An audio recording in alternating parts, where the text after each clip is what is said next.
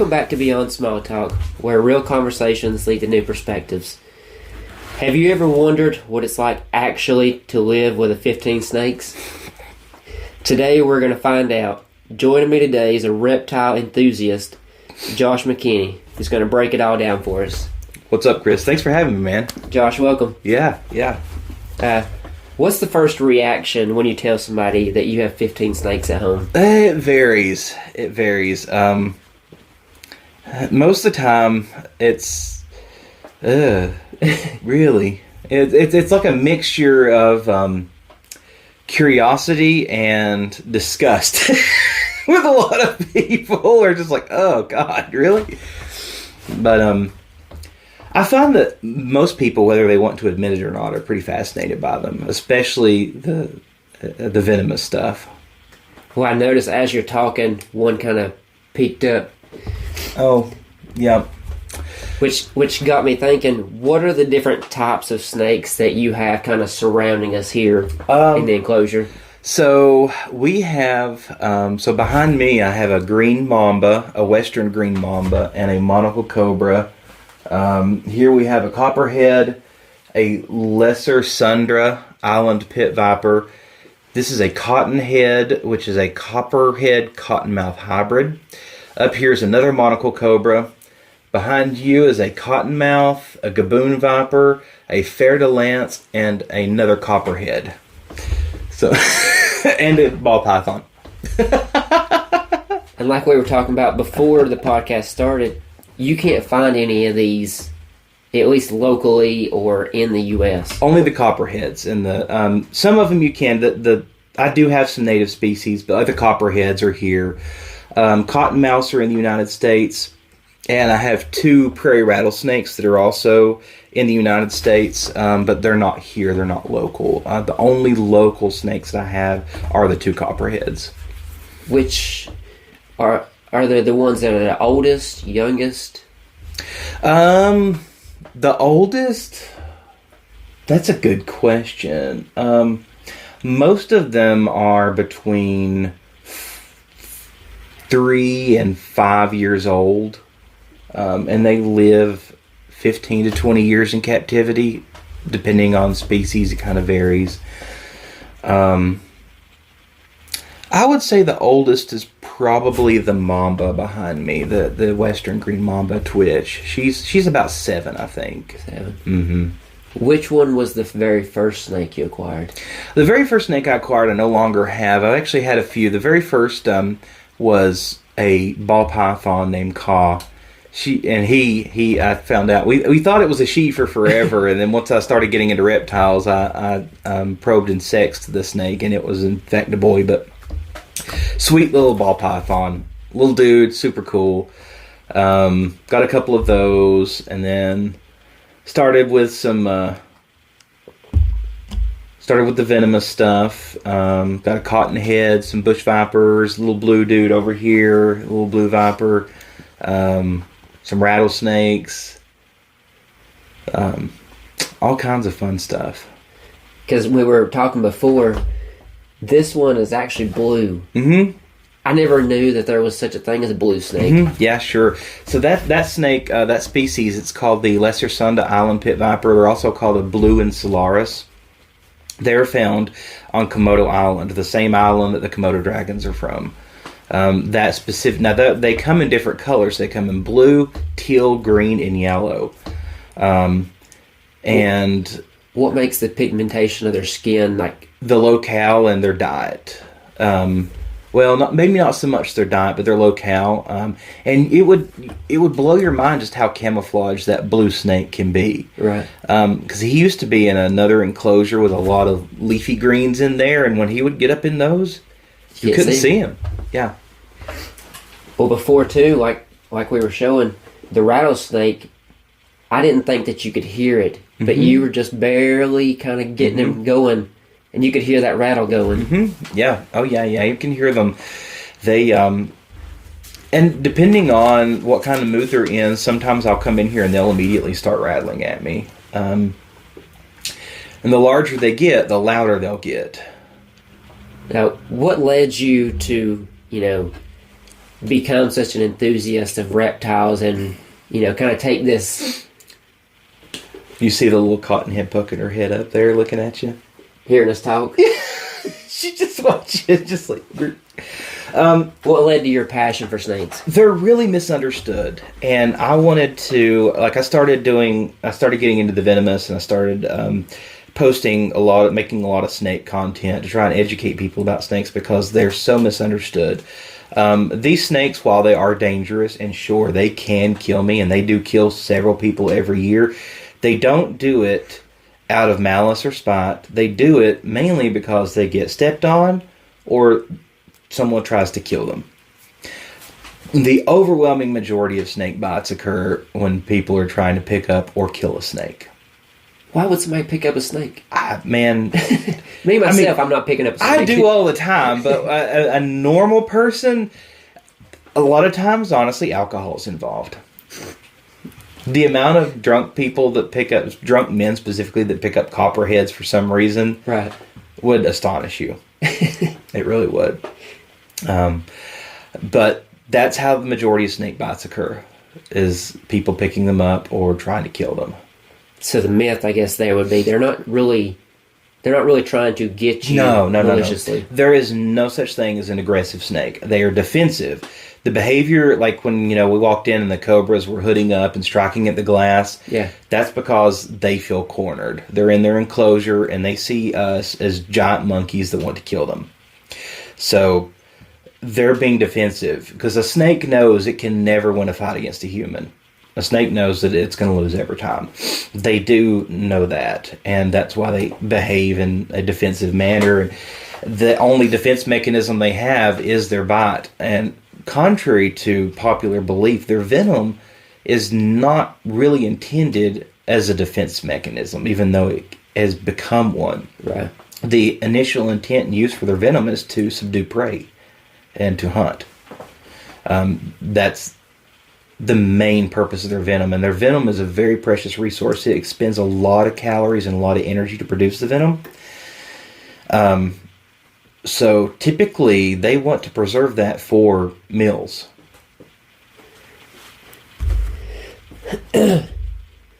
What does a typical routine look like when you're having to clean and feed the snakes?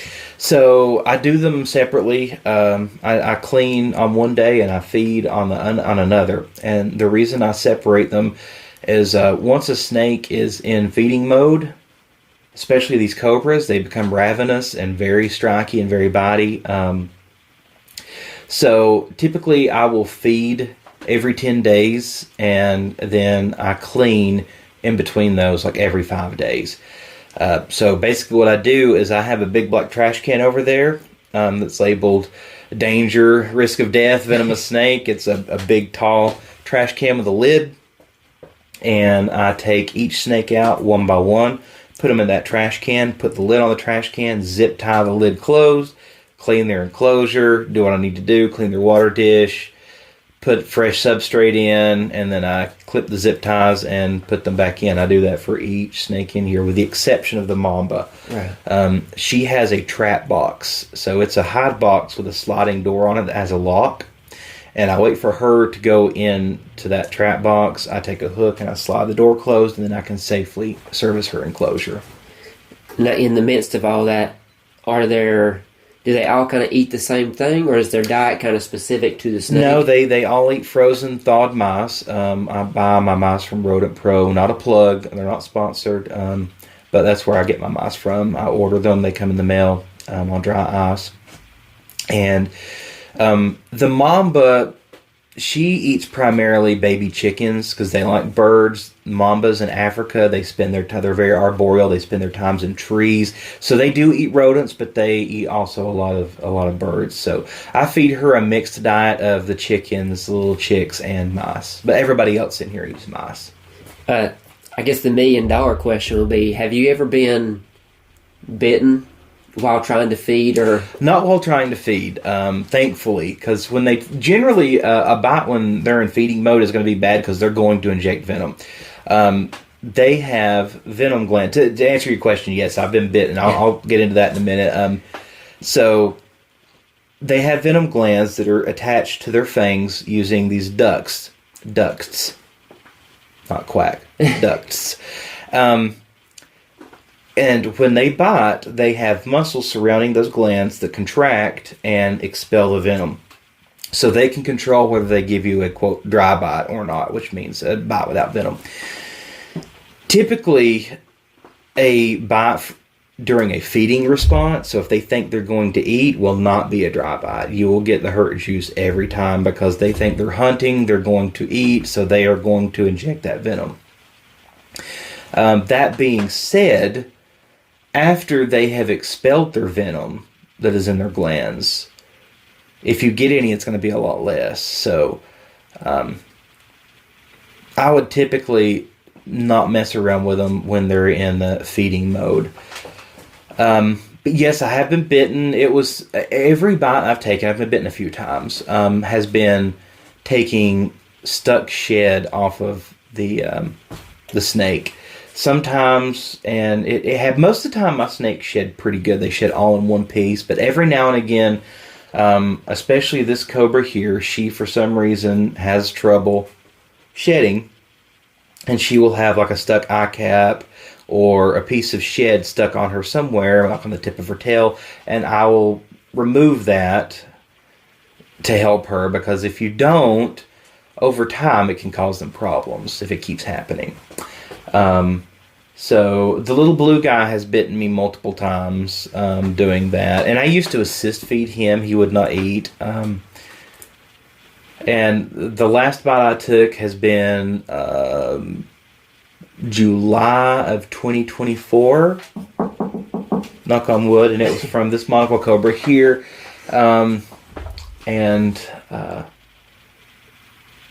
It turned out to be a it was just after she had eaten, and it wasn't a serious bite, so I was able to ride that out pretty good without the need for getting any extra anti-venom in here or whatever, so. In the case that you are bitten, while doing various activities, how do you go about, either treating yourself or getting to somewhere where you could be treated? So I don't treat myself. I can't. So the anti-venom, I have my own supply of anti-venom for each species of snake in here. The anti-venom has to be administered by a trauma team intravenously. It can't be given by me. I can't do it myself. So I have it. I'll grab it here. Snake bite protocols. These are the snake bite protocols. So this notebook, it has step by step how to treat each snake bite for the ER team. So it goes through what the snake is, what kind of clinical effects are going to look for, pre-hospital management, emergency medical management. So tells them what to do, what to look for, what labs to draw, what anti-venom to give, which I would bring and provide, how to administer the anti-venom. For those that are listening, this book has every single snake that you have and how to react to it. Yeah, it does. So in the event of a bite, depending on the snake, if it was in a lapid, which is your cobras and bombas, that species of snake, they typically have a neurotoxic venom. So in the case of a lapid, I'm going to put a pressure bandage over whatever was bitten to slow down the spread of the venom. I'm going to get my anti-venom and my snake bite protocol, and I'm going to immediately go to the hospital. I'm not going to call 911. I'm not going to wait on an ambulance. I'm going to immediately go to the hospital. Right. That will give me the best chance to get there as quickly as possible. I will have somebody drive me to the hospital. I won't drive myself, but I will immediately go to the hospital. And there are anti-venom banks in the United States that stock exotic anti-venom, but I don't want to. The reason I imported my own, which you have to get a BBIN number to do so from the FDA. You have to go through some red tape. It's really not difficult, and it's free. The anti-venom's not free, but if you're going to keep venomous, I highly recommend getting your BBIN number and getting your own anti-venom, because I don't want to. The companies and the places that stock exotic antivenom are for zoos and wildlife rehabbers. I don't want to take away from their supply of antivenom. Right. The Kentucky Reptile Zoo, Venom One. There's in Miami. There's a lot of different places that keep it, but they do work with these animals, scientific work, and I don't want to. I don't want to deplete their supply, so I have my own. But yeah, that's kind of the way that would work. Oh, obviously, the first thing I would do is to secure the snake and put it back in its enclosure and lock it. So, do you typically have time to do and react? Given the moment. Typically, the most fast acting venom of any snake in here is the mamba. Which is why I take such special precaution with her with the trap box. A bite from her could lead to a fatality in less than 30 minutes, and you could be rendered unconscious in 7 or 8 minutes. And she's sitting right here. Sitting right behind me, yeah. So I take, her very seriously, and she may be going to a zoo very soon anyway. I think that would probably give the best life for her. Not that, she has a bad life here. She's got a great life here. But she is the most dangerous snake I have, and that's probably what will happen with her.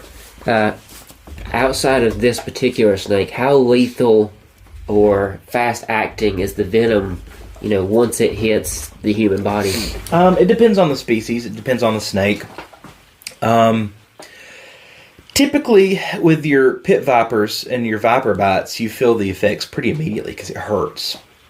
It's like a bee sting times 1,000 or 1,000,000 even, depending on the snake. It causes, pretty immediately, it causes severe pain, swelling. My poor fingers, they have just been ravaged over the years by these things. As far as the systemic effects of the venom, once it hits your bloodstream, it can start affecting your organs. So depending on the species, the elapids, with the cobras, you've got probably about an hour to 2 hour window of time before you really start to see like multi-system organ failure and, stuff like that. So that being said, it doesn't matter if it's a venomous snake, whether it's the least toxic snake in here is this little blue viper. The one that's got you the most. Yeah, and none of his bites have required antivenom. That being said, now they can cause like necrosis and stuff, but there's never been a documented fatality from one of these snakes. They're all considered a medical emergency. So doesn't matter what. Even with the little blue dude, when he bit me, I still whispered cuss words under my breath, put him in his enclosure, grabbed my book and my antivenom, went to the hospital and was like, and I actually didn't take antivenom with me because I didn't need any with him, but let them treat it, just keep an eye on me. And, as I mentioned earlier, I've only got one kidney, so I do kind of, err on the side of caution with things there because your kidneys are what processes the venom and, dispenses it out once it enters the bloodstream. So, yeah, I just, I use tools. I never free handle. I use hooks, tongs. I have gloves that are while they're not bite proof, they're bite resistant. I don't trust them alone. I'll use them in conjunction with a hook or tongs. But they are made specifically for venomous snake. Like you see these guys in Africa and Australia going out and getting people's houses. They get snakes out of people's houses. That's what they use. They wear those gloves, and they work pretty well. They take those gloves and taken some bites and done good. You have those gloves. Those gloves. Yeah. Yeah. These are Hex Armor. Hex Armor makes these, and they are puncture resistant up to a certain amount of force. The problem with these gloves is they're pretty restrictive in your mobility. So I noticed they were kind of stiff. They're very stiff, yeah. So if you're working with a big, the big cobra or whatever, it's really hard to do anything with them on. So I typically wear them when I'm working with a mamba or something like that. That being said, I would not trust these with a gaboon viper, something that's got massive fangs and has got a big bite force, I wouldn't trust these. Because people have been envenomated through these before. So, not this specific pair, but through this types of gloves. But again, Hex Armor makes good products. They are fantastic. We were talking about the different bites between like the venomous bite and a dry bite. Mm-hmm. Can a snake decide which type he's going to bite you? It can decide whether it wants to give you the hurt juice or not. And I don't know what thought process it goes through to do that, if any. Because, I mentioned earlier before we started talking on the podcast that they have tiny, tiny little brains. And I know that some of the elapids are a little more sentient than others. They have larger brains, but I don't know what goes on in their heads. So I always err on the side of the caution and treat everything as if it's a medical emergency. That being said, though, I don't get bit on a regular basis. It's not something I'm very careful to not get bit because it's not fun. It's not fun. 0 out of 10. Do not recommend it. Which of the snakes, if you had to pick one, would be your favorite? Probably either the blue guy or the gaboon viper. I love both those snakes for their striking visual beauty. The blue is just like it's crazy. It's crazy that he's just so neon blue. And the gaboon viper, their patterns are just like incredibly vibrant, and it is wild how symmetrical they are, and that occurs in nature. It's just their patterns are very visually striking, and they're a big-bodied snake, so they're like a giant slug. They're interesting animals. When you think about the temperament, are there snakes in here that are more bolder, or versus on the other side more kind of reserved? Oh, sure. Both the monocle cobras are very, very bold. They will strike at the glass, because again they feel cornered in their enclosures.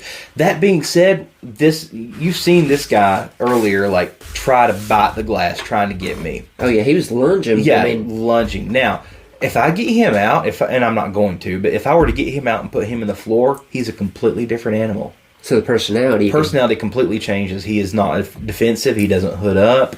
I've actually, like, with gloves and stuff, like, picked him up and held him, and he's just like, he kind of goes and flicks his little tongue and checks things out, but that's all he does. But in his enclosure, that's his home. He feels cornered, and he is very defensive. Which snake in here has the most surprising personality? Probably... Because you see this guy here, he's kind of peeking out of the trees. Uh-huh. Which is fascinating to watch, because normally I would run for the hills at this point. But now he's kind of tucking back in there. Yeah, the mister's going off, so it's giving him a little bit of moisture to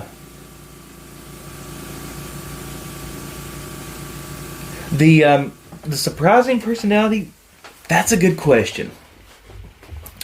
Because you've been around most of these long enough to kind of pick up on their tendencies.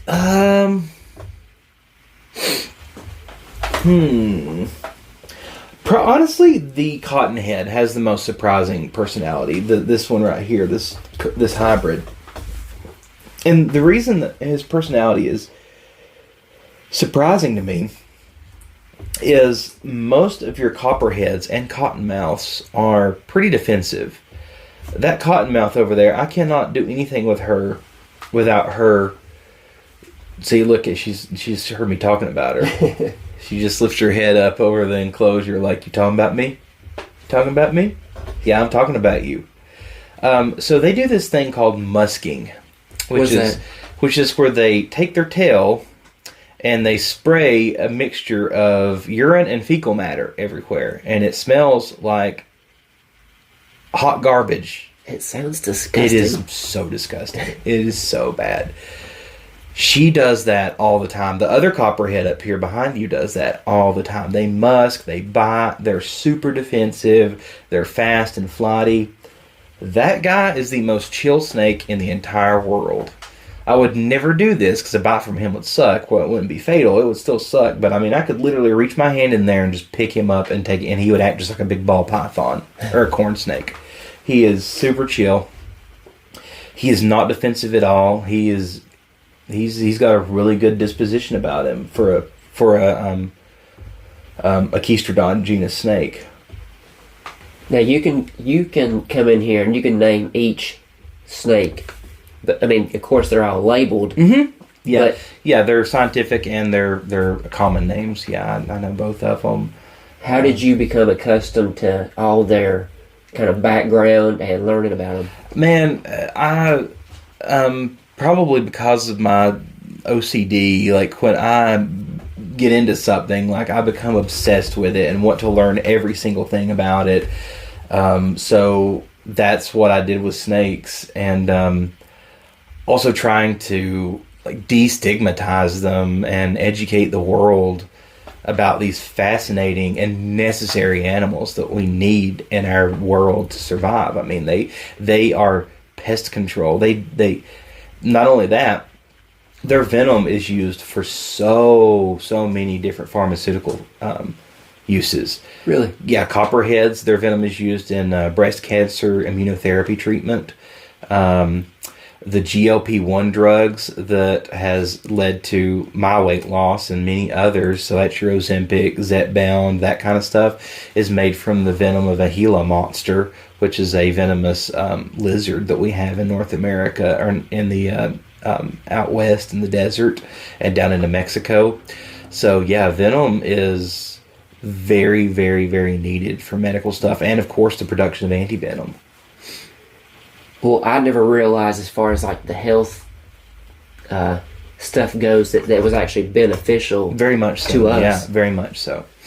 Yeah, very much so. In fact, that's what I originally had intended to do with these snakes, even though I'm not doing that now.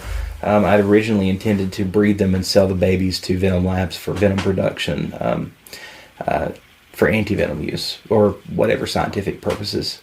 Because, I mean, naturally they're not from the United States, so their environment's kind of different naturally. Mm-hmm.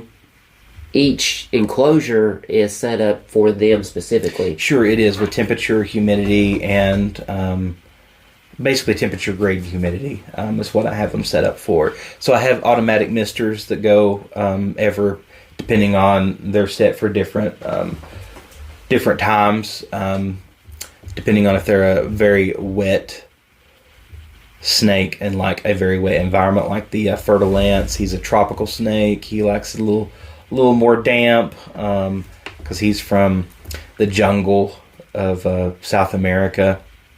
The Mamba, being from South Africa, they like it fairly dry, so she only gets misted once a day.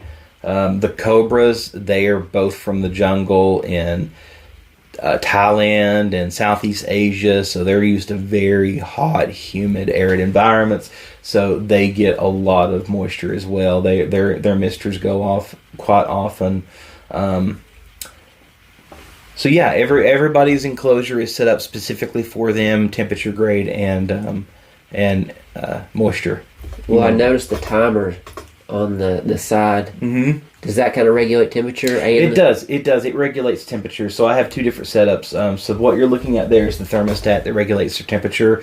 They have a ceramic heating element in each enclosure, so that regulates the temperature of the enclosure, and they've got a hot basking spot where they can get warm, because these animals are cold-blooded. They don't produce body heat on their own like we do. Right. They rely solely on external heat sources to heat their bodies, which is necessary for the metabolism of their food and digestion of their food. If you have a snake and it's in a cold environment and you feed it, the food inside of it would literally just rot and kill the snake. It wouldn't digest. Really? Yeah. Yeah, it has to have that warm temperature for them to metabolize and digest and metabolize their food. Well, I know we talked about a little bit of this before, but what kind of led you to getting into the snake world? Yeah. So I have my ex-girlfriend to blame for that one. funny enough. No, she wanted a snake, and I really didn't, honestly. So we compromised and got a snake.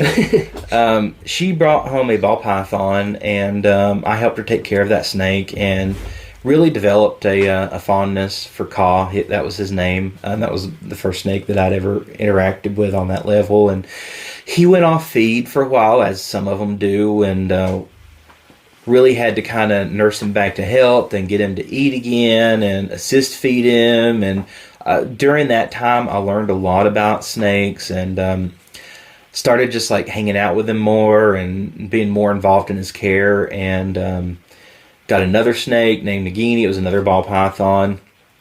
Chilled out with her for a while. Liked Nagini.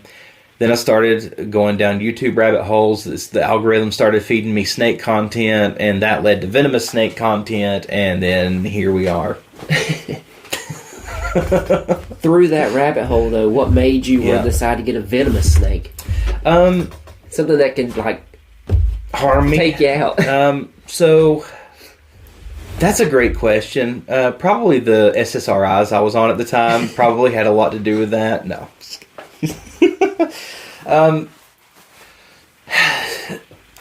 Once I became educated about these animals, and I realized that they're animals like anything else. And do you consider these pets? No, I don't. I consider these animals educational ambassadors for their species, but they're not pets. Now, the ball python, sure, those are pets. I will take her out, the one up here. Yeah. I'll take her out and take her in the house. Oh, Mo, calm down. I don't know if you heard that in the podcast or not, but that was my cobra behind me hissing at me.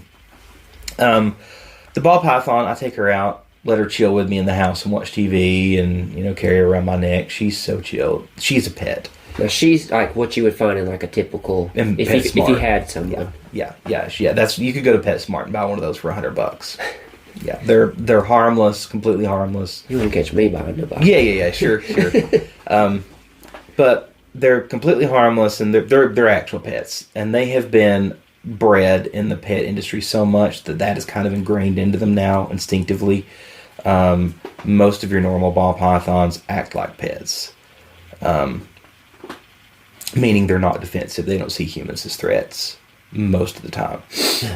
Of course, there are outliers, and some of them are bitey, and while a bite's harmless, it still doesn't feel great. Right. But anyway, they what led to me getting a venomous? Because you see danger all around us. yeah, like every enclosure is labeled. Well, and that's also, there's some legality there, like the regulations and the laws in North Carolina, what little ones there are about venomous animals, and there are some.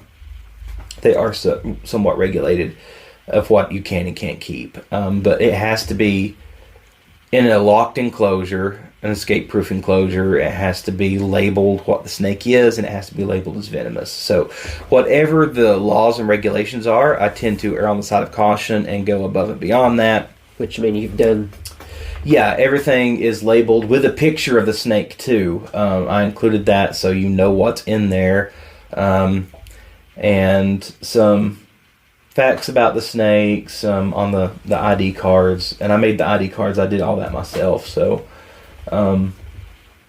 those I printed at Walmart, which was funny going to pick those up. The poor person of the photo lab was like, "What is this guy doing?" He's up to no good. Yeah. But yeah, they're a lot of fun, man. They're a lot of fun. They keep me on my toes. Definitely. I've noticed that you mentioned educational a lot. Mm-hmm. What would you like to educate people on, like how snakes help us and like how they improve the environment, or those?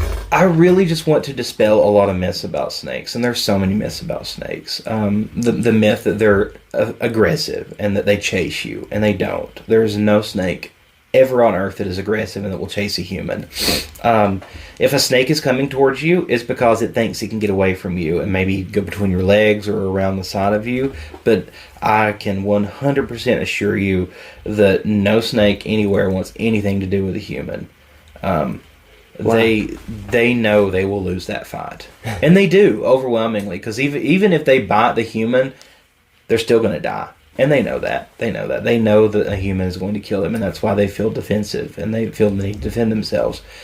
I mean, if I didn't have arms and someone was whacking a hoe at me, I'd probably try to bite them too. Right. You know? But they're not harmless. These snakes are very dangerous, the ones that are surrounding me. But I'm alive, and I've been bitten. I've been bitten by cobra, and you've lived to tell the tale. I've lived to tell the tale. Like, I mean, that's the thing. Snake bite deaths, especially in the United States, are so rare. So rare.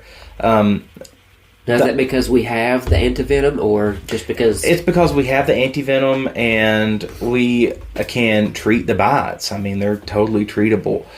Most of your snake bite deaths occur in areas of sub-Saharan Africa and India, Southeast Asia, where there's an animal called a saw-scale viper, which is responsible for the most snake bite deaths, and that's because they're just in remote regions where there's no access to health care.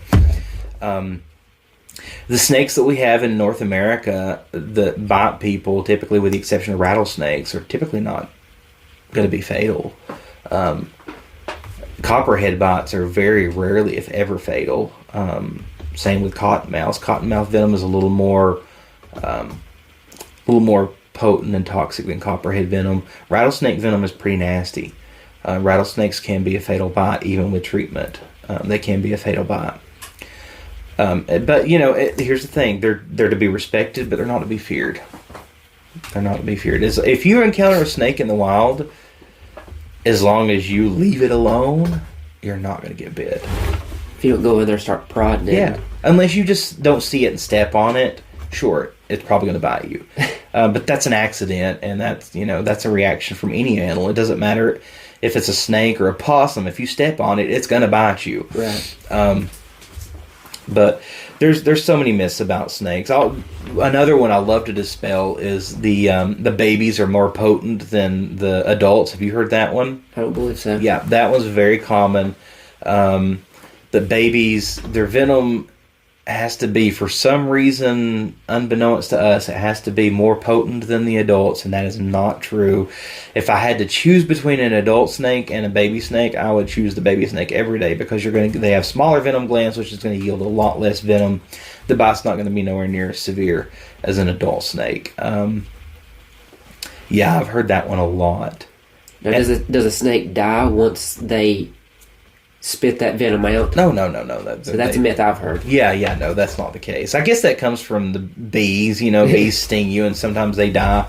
No, that's primarily how they get their food. The venom is used primarily as a hunting mechanism to subdue prey.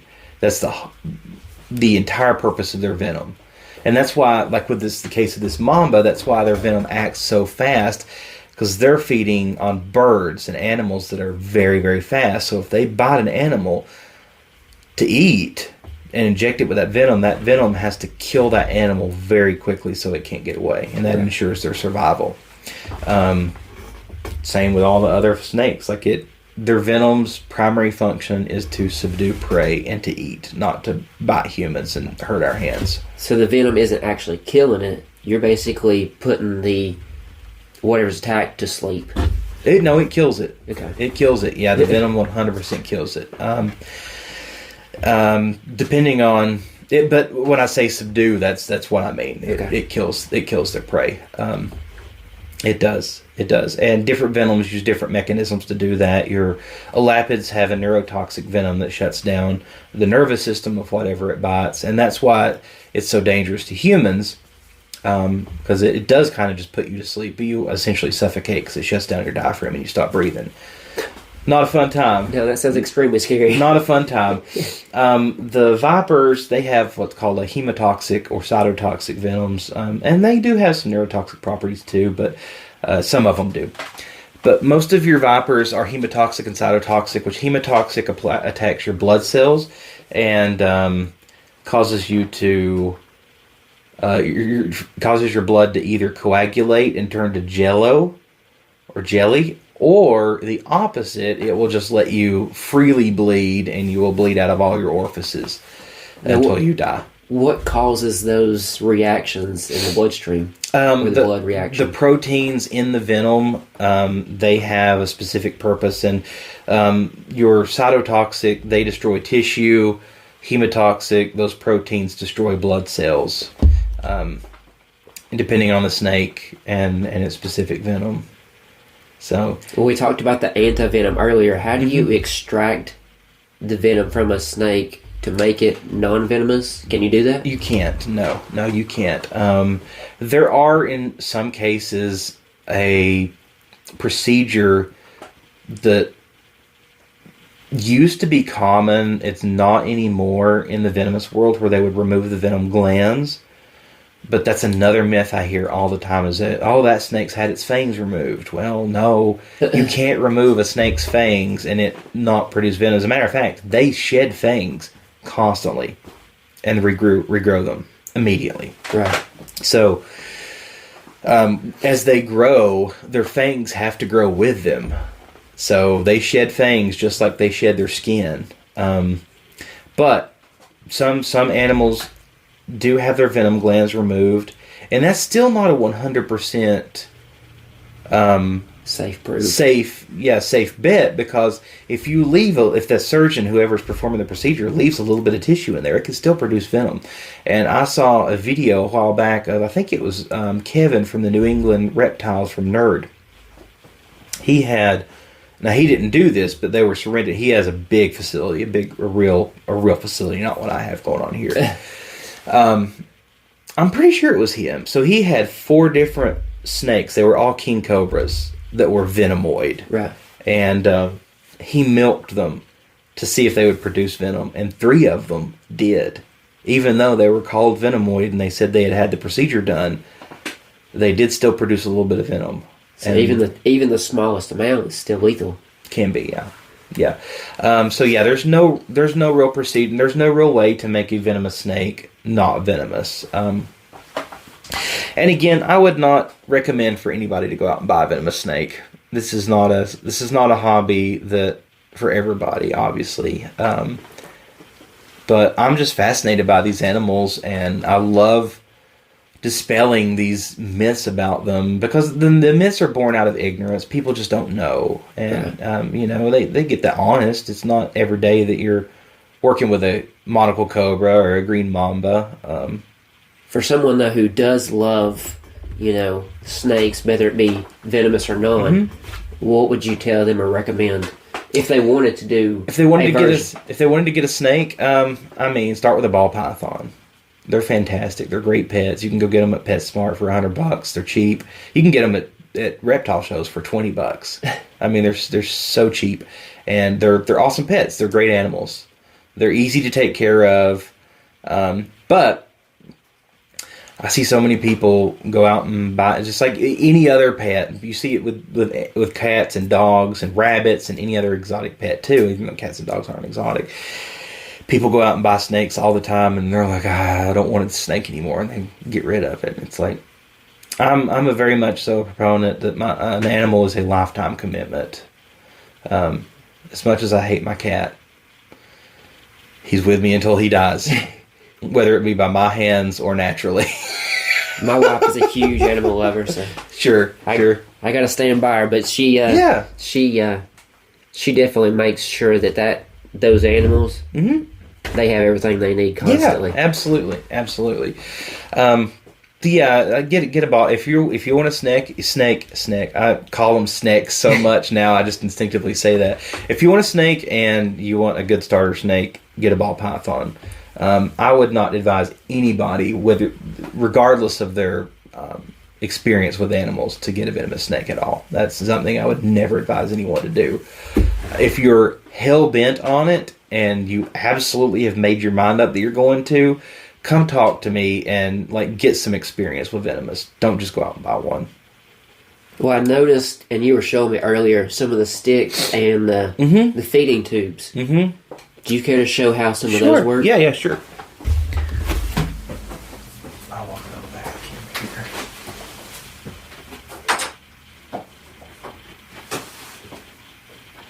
Get a little variety here. Different tools.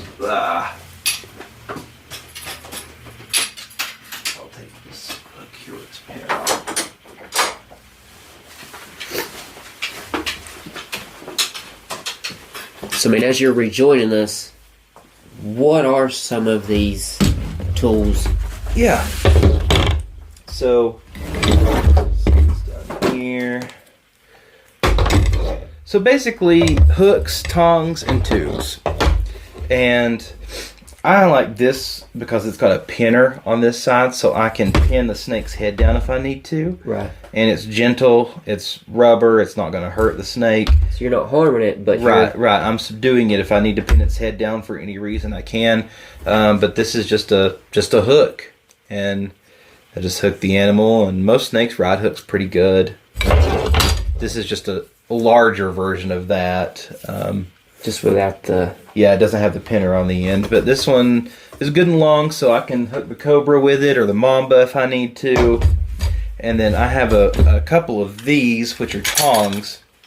And this one I use for, like, specifically this cobra here. Right. She does not ride a hook. She tries to go crazy. She goes berserk every time I try to get her out. So I have to use this tong, and I will just, like, grab her with it and do what I need to with her. So this is a way to subdue a snake, and it doesn't hurt them. These are called the gentle giants, without hurting them. And if I need to work with a snake, like peeling stuck shed off or assist feeding them, I will use these tubes, these are just plastic tubes. And you tube the snake, you put the head in there, hold the body where it can't get out, and then you can do what you need to.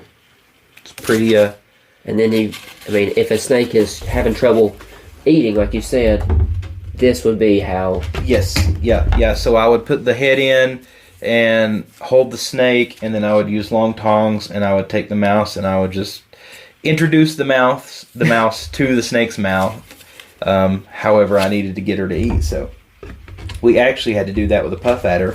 My friend Chris, he came over and assisted me, and we got her tubed, and I can send you pictures of that actually if you want to, and you can see that. You can even put it drop it in the podcast if you want to. That was an experience.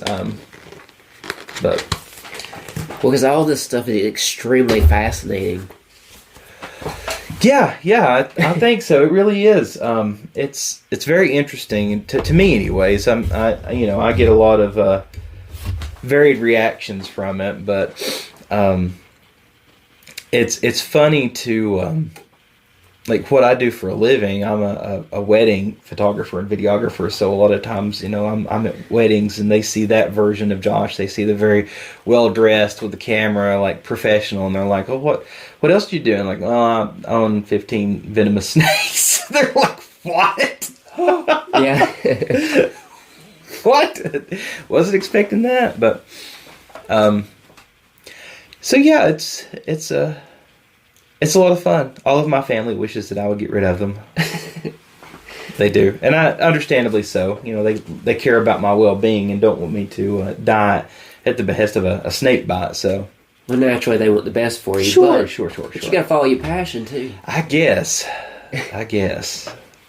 I really equate this to people who are into extreme sports and it's not really even an adrenaline thing for me. As far as the danger aspect of it, though, what I do here is no more dangerous than somebody riding a sports bike. Right, because you're still taking that risk. Sure. And it's just that I'm into cobras and not ninjas. So, should people be afraid of snakes? Absolutely not. They should respect them and learn as much as they can about them. Because education is the cure for fear. It is. It is the cure for fear. They shouldn't be afraid of them. They should follow these very simple rules to stay safe from snakes. If you see a snake, leave it alone. Number one rule. Yeah. If it's in your house, call me. Message me on Facebook. I have removed snakes from people's houses. Quite a bit, actually. That puff adder is just not having it. And it was interesting when we first come in the room and you were showing me around. Mm-hmm. You could hear this particular snake, you could hear it breathing. Mm-hmm. Mm-hmm. And I got real quiet, and I was like, what's that noise? Mm-hmm. That is a defense mechanism. That's a hiss. That's the hiss that you hear. The deep, like the breath. Yeah. And on movies and cartoons, people, they go, that's what they think a snake sounds like. But no, that's an actual snake hiss. It's more of a, like they're hyperventilating, and you're like, bro, you're going to pass out. What are you doing? But that's what they sound like. That's what a snake hiss is. Is there any other common myths that you'd like to debunk? Sure. Let's see. Copperheads don't smell like cucumbers. I don't know where that one came from. I actually have heard that one. Yeah, they stink. They do not smell like, maybe like a pile of rotten cucumbers. You're getting ready to see the cottonmouth drink some water. Maybe. No, maybe not. See, because when I see that, my skin just starts to... Mm-hmm. Mm-hmm. Sure, and that's a pretty common reaction. But like you said before, that's like the lack of the education, thinking this thing is meant to harm me. Mm-hmm, sure, and no, she's not.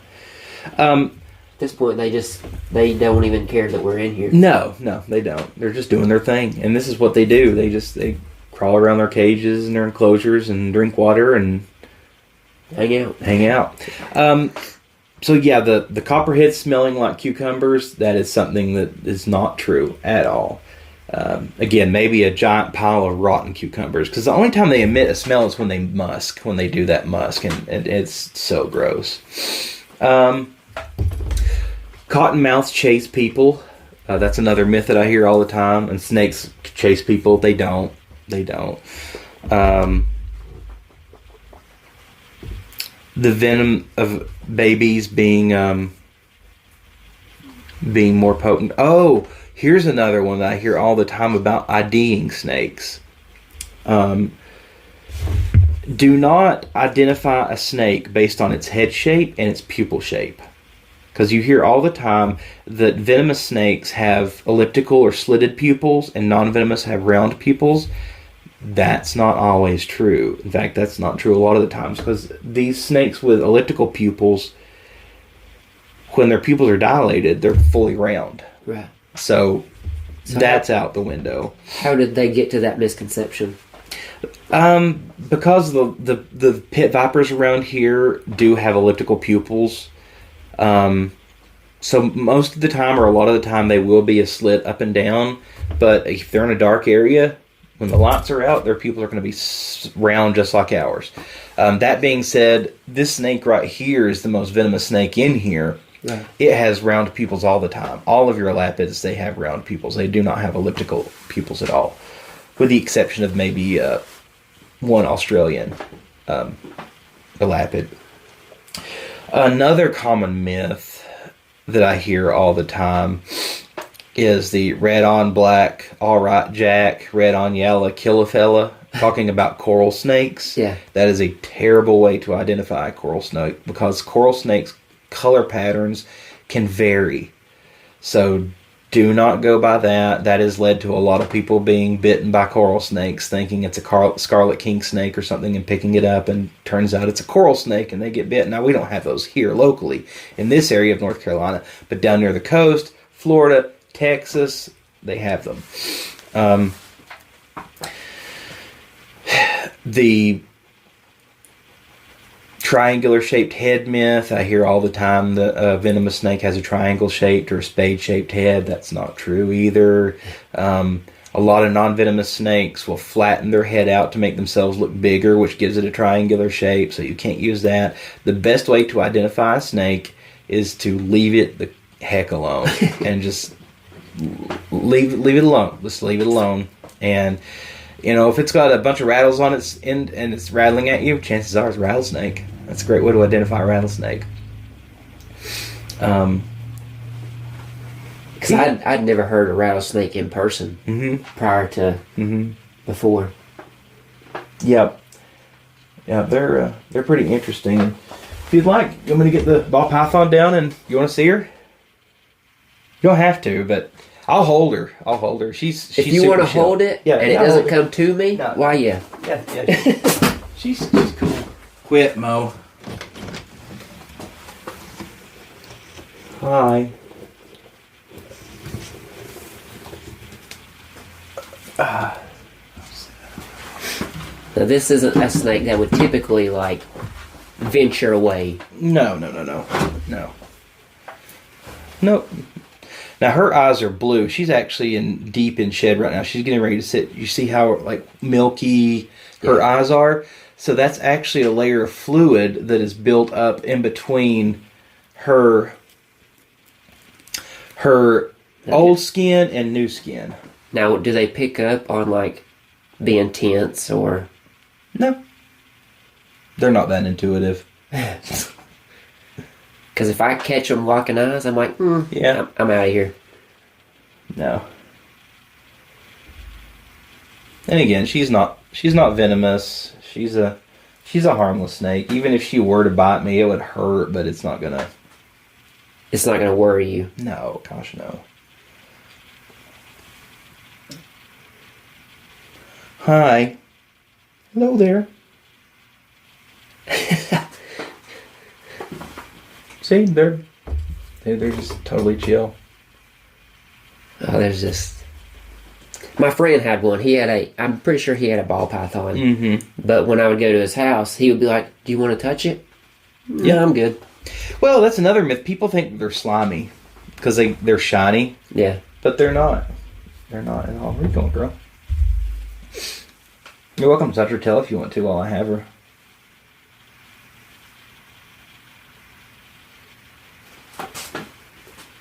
Now, can she feel when all those vibrations? Yeah. She feels that just like we'd feel anybody touching us.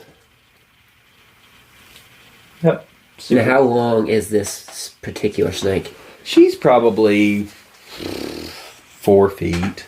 They don't get like super big. The ball pythons don't. And even having her around my neck, I'm in no danger. The most danger I'm in of having her around my neck is her pooping on me. Which she has done before. And it's pretty gross. Their poops are like human poops. They're not fun. They're big and a lot and they stink. Yeah. Man, I see the eyes. They do have a milky, bluish texture. Yeah, now that will go away once she sheds. And they'll be back to normal. Now, is that a sign of her shedding? The eye color? Yep.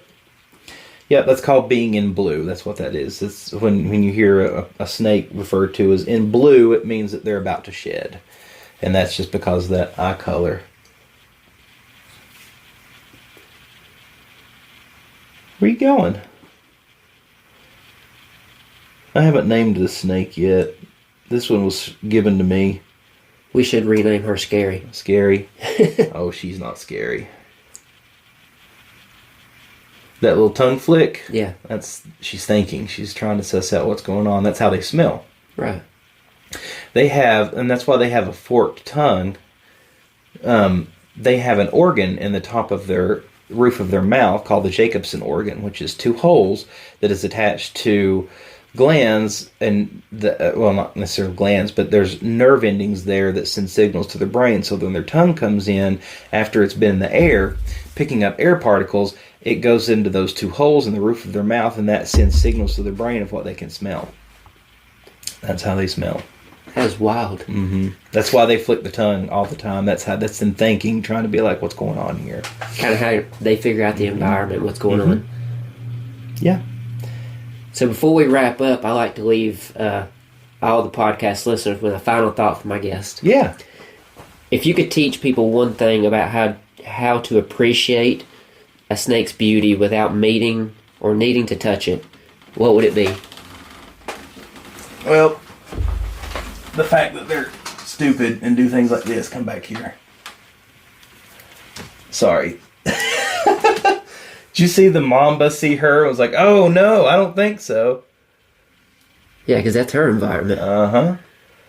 Yeah, obviously I don't let them meet. Anyway, I'm sorry. She distracted me. No, you're perfectly Repeat fine. the question for me, please. If you could teach people one thing about how to appreciate a snake's beauty without needing to touch it, what would it be? Learn about them. If you to learn about them And once you learn about them, you can appreciate them more. Because you understand that they are an animal just like a dog or a cat or a possum or a raccoon or any other animal. Especially these non-venomous. I mean, they're totally harmless. Totally harmless.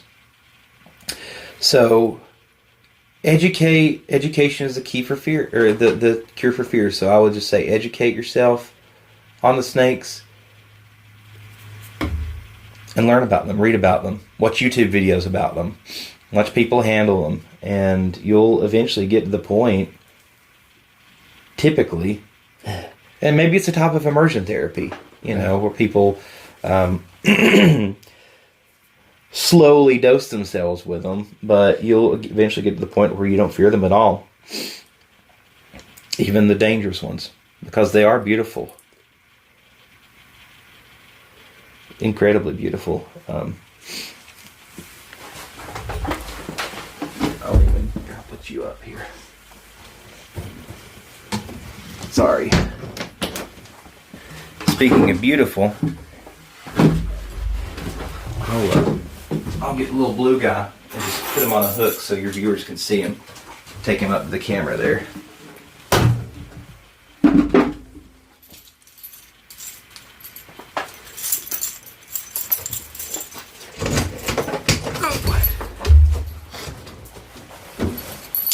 Hey, buddy.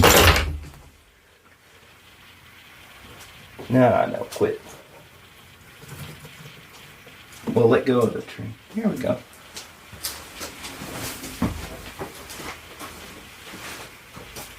Now this is a snake that had gotten you. Yeah, he's bit me a few times. So there we go, yeah. Look at this guy. And you can see his blue texture. Yep, this is a Komodo Island pit viper or a Lesosunda Island pit viper. These are from Komodo Island. See, he's not trying to kill me. He's just doing his thing. Hey, buddy. And there he goes.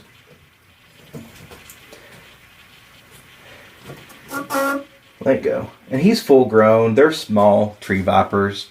They don't get very big. The females get a little bit bigger than that, but the males don't.